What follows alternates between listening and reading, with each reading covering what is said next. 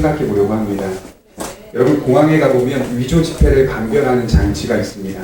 그 감별하는 장치가 있음에도 불구하고 때때로 위조 지폐를 감별하지 못하고 그냥 통과시키는 경우가 있다고 합니다. 그만큼 오늘날 세상에 기술이 발전하여서 감별 장치까지 속이는 경우가 있다고 합니다. 진짜보다 더 진짜 같도록 만드는 게 오늘날 시대의 발전입니다.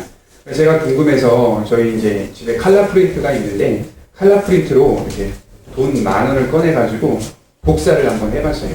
저희가 갖고 있는 칼라 프린트는 특별히 그렇게 뭐 발전이 되거나 되게 좋은 그런 기계가 아니잖아요. 그럼에도 불구하고 그 프린터 위에다가 돈을 놓고 뽑아보니까요, 진짜 지폐처럼 그렇게 모양이 그대로 나오더라고요. 그러니 여러분, 공항에 있는 그 감별 장치를 통과했던 그런 위조 지폐들은 정말 거의 똑같다라고밖에 볼 수 없는 그런 지폐라고밖에 볼 수가 없습니다. 그럼 여러분 아시다시피 본질적으로는 그건 진짜가 아니라 가짜입니다.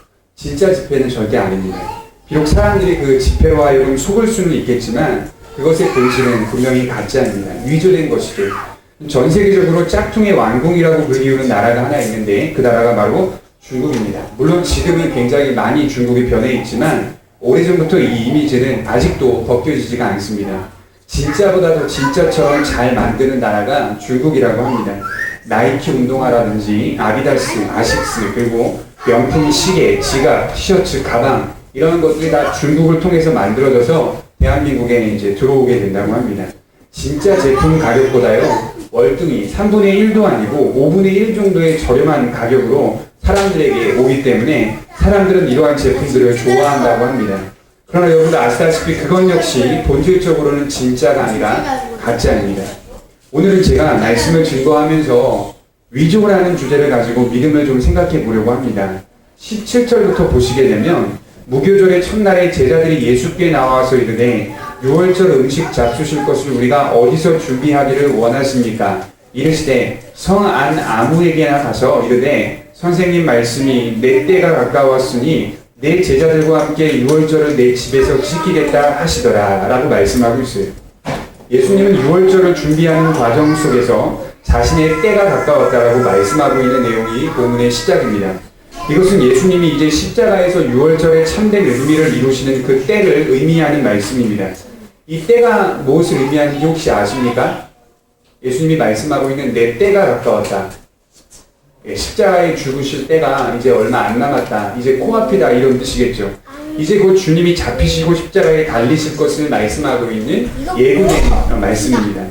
하나님의 예정에 따라 주님은 그 계획하신 대로 순종하고 계셨습니다. 그리고 하나님의 일을 이루실 때가 가까웠던 것입니다. 죄인들을 위하여 구원을 이루실 그 때를 의미하는데요. 저는 이 말씀을 보면서 이런 생각을 했어요. 구원뿐만 아니라 세상의 통치 또한 하나님의 때를 따라 움직이고 있다고 믿습니다. 세상의 움직임은 사람들의 주도적으로 하는 것이 아니라 사람들이 주권을 가지고 주도적으로 세상을 움직이는 것이 아니라 깊이 들여다보면 하나님의 통치가 존재하고 있다는 것을 아셔야 됩니다. 막연하게 세상이 달려가는 게 아니라 하나님의 때를 바라보며 달려가고 있는 겁니다.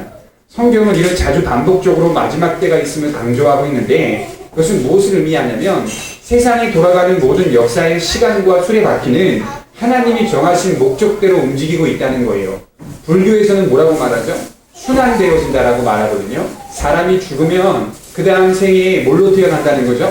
동물이나 짐승이나 뭐 어떤 사물이나 자연적인 측면 어떤 자연의 피조물들 중에 하나로 태어날 수 있다라고 말하는 것이 불교의 교리가고요. 그러나 성경은 그렇게 말하지 않아요.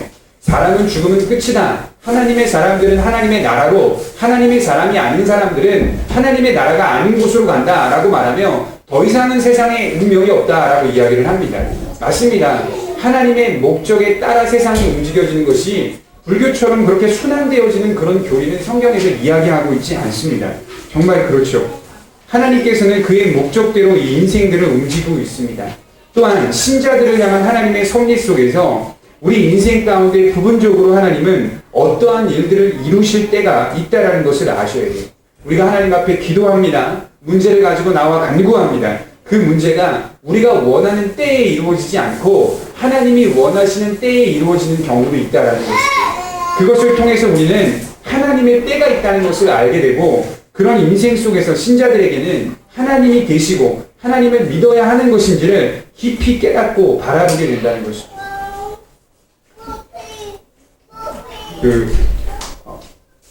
웨슬레라는 이 감리교의 창시자인 이 목회자가 웨슬레가 아니죠. 조지 뮬러라는 이 목회자가 친구들을 전도하기 위해 그렇게 기도를 했대요. 그런데 자기가 정한 친구들 10명에서 20명가량을 놓고 기도를 했는데 하나님께서 그가 마지막 임종을 앞두기까지 모든 친구들을 다 응답하셔서 구원을 허락해 주셨다는 거예요. 교회로 나오게 하셨다는 거예요. 문제는 뭐냐면 한 사람이 나오지 않아요. 한 사람이. 그래서 임종 마지막까지도 그 한 친구를 위해 기도했다고 합니다. 여전히 그 친구는 불신하고 교회를 나오지 않았어요. 그리고 조지 뮬러는 죽음을 맞이했다고 합니다. 그런데 희한한 건 뭐냐면 뮬러가 죽음을 맞이하고 장례식을 치르고 있는 그 순간 그 장소에 그동안 불신했던 그 친구가 와서 뮬러의 장례식에 참석을 했다는 거예요. 그리고 그 장례식을 참석하는 그 시간을 속에서 그 말씀을 전하는 집례를 하는 목사님의 말씀을 통해 변화가 되어서 예수님을 믿게 되었다는 것이죠. 뮬러는 마지막 한 친구가 예수님을 믿게 되었다는 것을 모르고 죽었어요. 모르고 하나님의 나라 갔죠.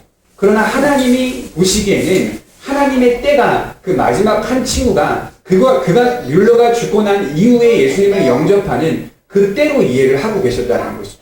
사람은 알 수가 없는 거예요.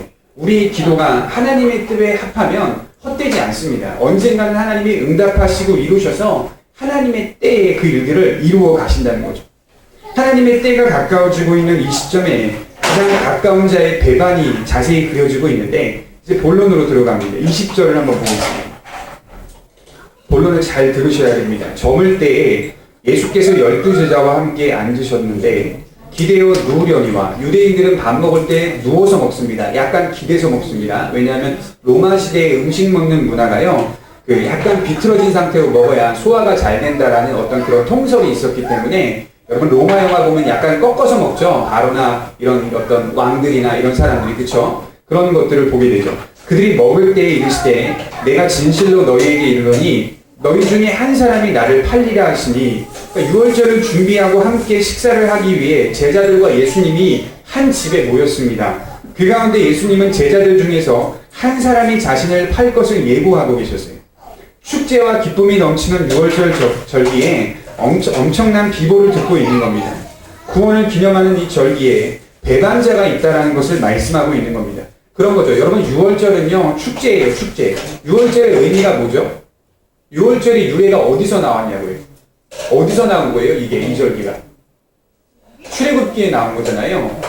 이스라엘 백성들을 하나님이 선택하셔서 유월절이라는 그런 어린 양의 어떤 희생을 통하여서 그들을 구원시키고자 하는 거기서 시작된 거 아니에요. 유월절의 의미는요 구원을 의미하고 구원을 기념하고 있기 때문에 이날은 슬퍼하는 날이 아니라요 즐거워하고 기뻐하는 날이에요. 나 구원받았다 라는 것을 즐거워하고 기뻐하는 날인데 예수님은 이 절기를 지키는 과정 속에서 자신을 팔 것을 유다가 자신의 제자 중에 한 사람의 자신을 팔 것을 예고하고 있다는 거예요. 그러니까 마치 찬물을 끼얹는 말씀입니다. 우리가 그 자리에 있었다고 한번 생각해 보자고요. 우리가 다 예수님의 12제자예요. 얼마나 황당하겠습니까? 예수님이 우리가 앉아서 같이 밥을 먹고 있는데 너희들 중에 나를 한 사람이 팔 것이다 라고 말하면 우리는 아마도 두려움을 가지고 있게 될 것입니다. 우리가 존경하고 신뢰하는 누군가가 우리들에게 너희들 중 하나가 나를 배반할 것이라고 말한다면 내가 그 사람이 아닌가라는 혹시나 하는 마음 때문에 두려움을 갖게 될 것입니다. 그러하여금 우리에게 나타나는 반응은 높은 마음, 교만한 마음을 품는 게 아니라 겸손한 마음으로 정상적으로 하나님이 원하시는 마음으로 그런 마음을 품고 나아가게 될 것입니다. 로마서 11장 20절에 보면 이런 말씀이 있어요. 옳도다. 그들은 믿지 아니함으로 꺾이고 너는 믿음으로 선들이라. 높은 마음을 품지 말고 도리어 두려워하라. 그러니까 믿음이 있는 신자라면 이런 말들을 들었을 때 두려운 마음을 가지고 높은 마음을 품지 말아야 한다는 말이죠. 예수 믿어도요 여러분 구원받지만 두려운 마음 없는 게 아니에요. 만약 여러분들의 마음속에 두려운 마음 없다면요 그 사람 거의 유병원과 똑같은 믿음을 가진 사람이에요. 예수 믿어도 구원받은 신자는 겸손하고 두려운 마음을 가지고 있어야 합니다. 이 겸손하고 두려운 마음은 믿지 못한다라는 마음이 아니라 긴장하고 있는 마음을 가지고 있어야 된다는 거예요. 우리도 모르게 세상에 휩쓸려 세상 안에서 살아가기 때문에 세상의 사상들을 쫓아갈 때가 많이 있다는 거예요. 그래서 우리도 저 세상 사람들처럼, 믿지 않는 사람들처럼 살아갈 그런 가능성이 있다는 사실을 분명히 인식하고 긴장된 마음을 가지고 있어야 합니다. 바울은 신자들에게 자주 이를 강조했습니다. 너희들 높은 마음 품지 말아라. 너희들 교만한 마음 품지 말아라. 오히려 하나님을 믿으면서 어떤 마음을 가져라? 두려운 마음을 품고 겸손하게 하나님을 섬겨라 라고 말씀하고 있는 것이죠.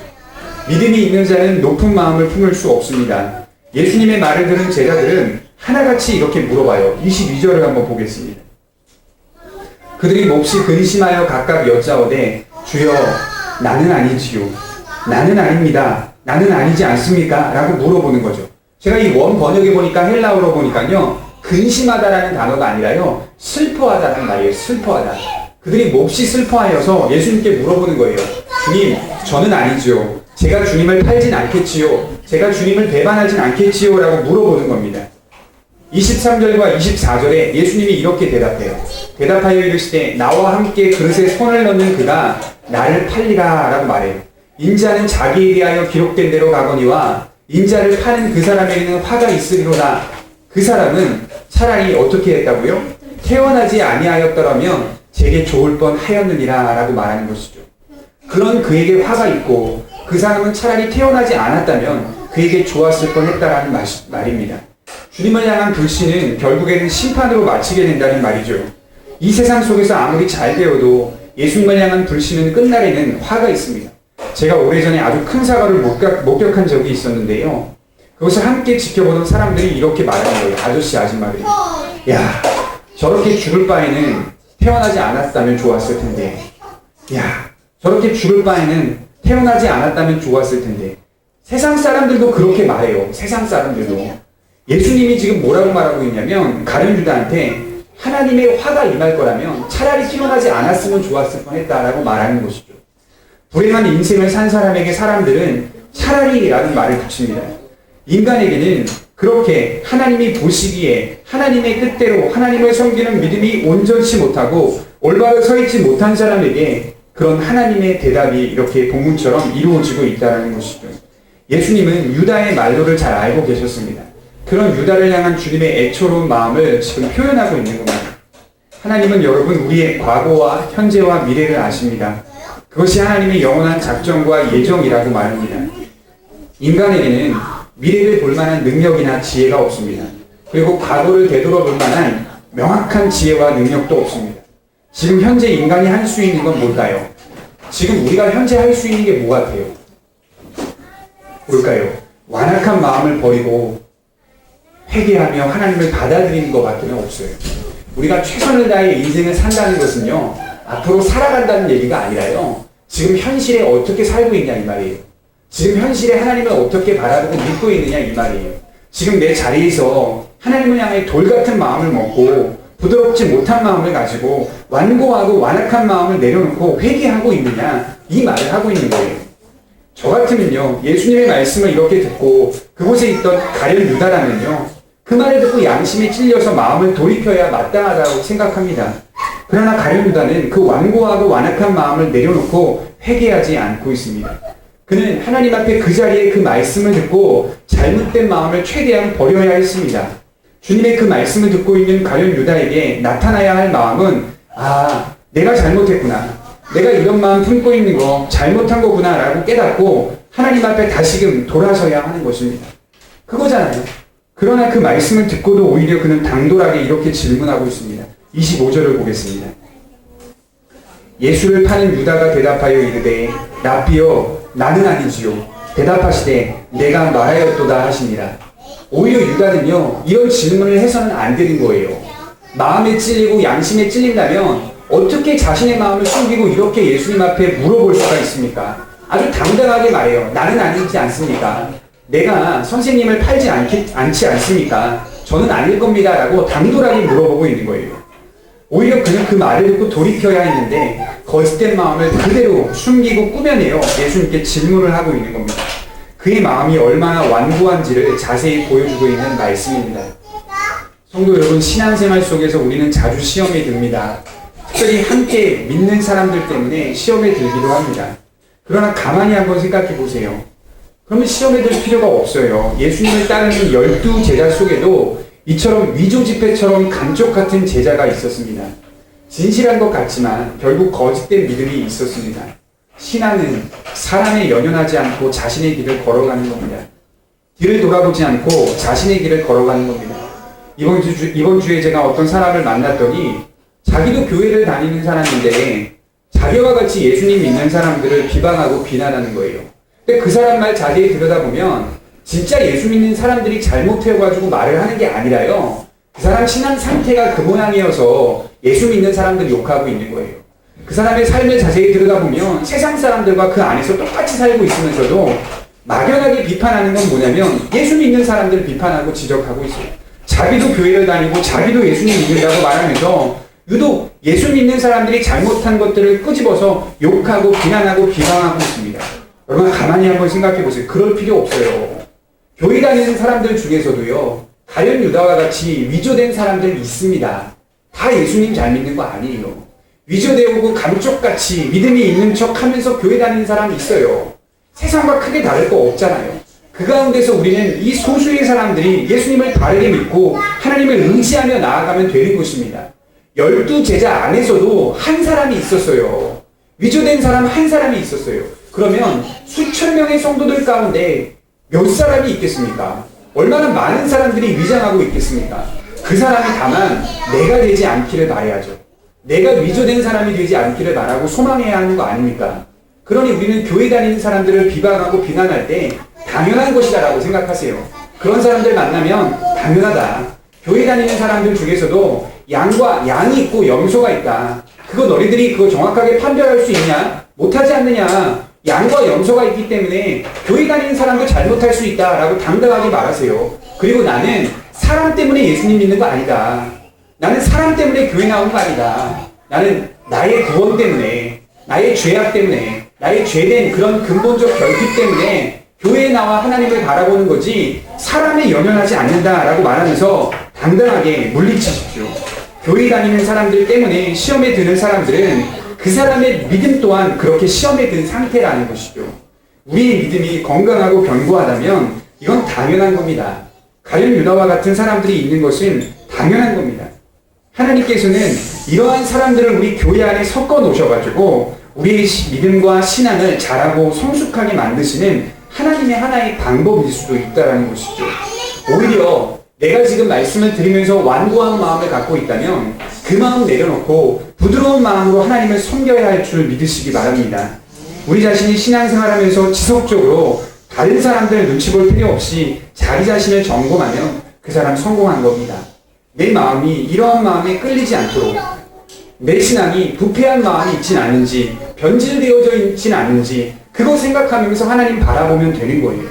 사람이 사람을 속이는 건 얼마든지 할 수 있습니다. 그러나 사람이 하나님은 속일 수 없습니다. 우리의 믿음이 진실하지 못한다면 하나님은 분명히 알고 계세요. 가룟 유다는 그 마음에 찔려야 되는 사람이에요. 예수님의 말씀을 듣고 찔리고 양심의 가책을 느껴야 되는 상황인데 오히려 그는 더 완고하고 더 견고하게 그 마음을 나쁜 쪽으로 굳혀가고 있습니다. 우리 에스겔을 한번 찾아볼까요? 에스겔 36장 26절을 한번 찾아보겠습니다. 에스겔 36장 26절에서 27절입니다.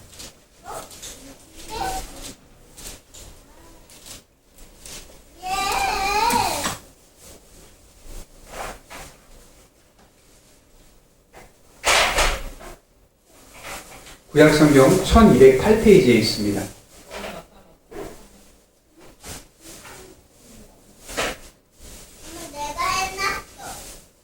매우 중요한 말씀을 하고 있는데요. 에스겔 선지자가 같이 한번 읽어보도록 하겠습니다. 시작. 또 새 영을 너희 속에 두고 새 마음을 너희에게 주되 너희 육신에서 굳은 마음을 제거하고 부드러운 마음을 줄 것이며 또 내 영을 너희 속에 두어 너희로 내 율례를 행하게 하리니 너희가 내 규례를 지켜 행할지라. 이게 지금 에스겔 선지자가 무슨 말이냐면요. 이제 앞으로 예수님을 통하여서 성령이 주어지는데 성령을 받은 믿음의 참 사람은 굳은 마음이 제거되고 부드러운 마음으로 바뀌게 된다는 말입니다. 왜 우리의 마음이 부드럽냐면 항상 성령이 우리 안에 동행하고 계시기 때문에 악한 세상 사람들과 똑같은 마음을 품을 수 없다는 말이에요. 근본적으로 우리의 마음은 악해지더라도 다시금 돌아오게 된다는 거예요. 믿는 자의 특성이 무엇입니까? 자기 자신을 자주 점검해요. 내가 이렇게 살아가면 안 되는데, 내가 하나님이 원하시는 사람이 아니었구나, 내가 믿음을 갖고 있음에도 불구하고 이렇게 부패하고 변질되어질 수밖에 없구나라는 그런 자신의 무능력함과 자신의 죄악됨과 자신의 범죄가 증가되어지는 걸 보면서 마음이 더 아파한다고요. 그러나 믿지 않는 사람들은 갈린 유다와 같이 누군가 자신을 찌르면 더 마음이 완고해지고 더 마음이 강력해져요.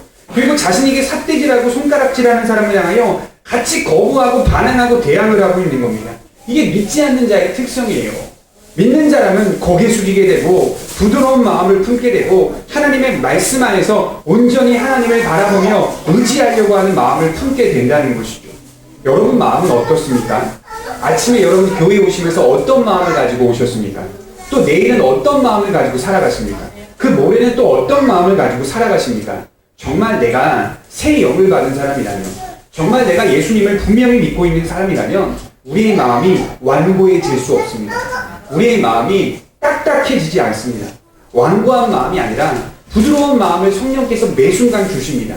내 마음이 말씀을 들으면서도 찔리고 양심의 가책이 느끼면서도 완고하고 거역되어지고 반항하고 대항하고 있다면 그 마음을 자세히 살펴보셔야 돼요.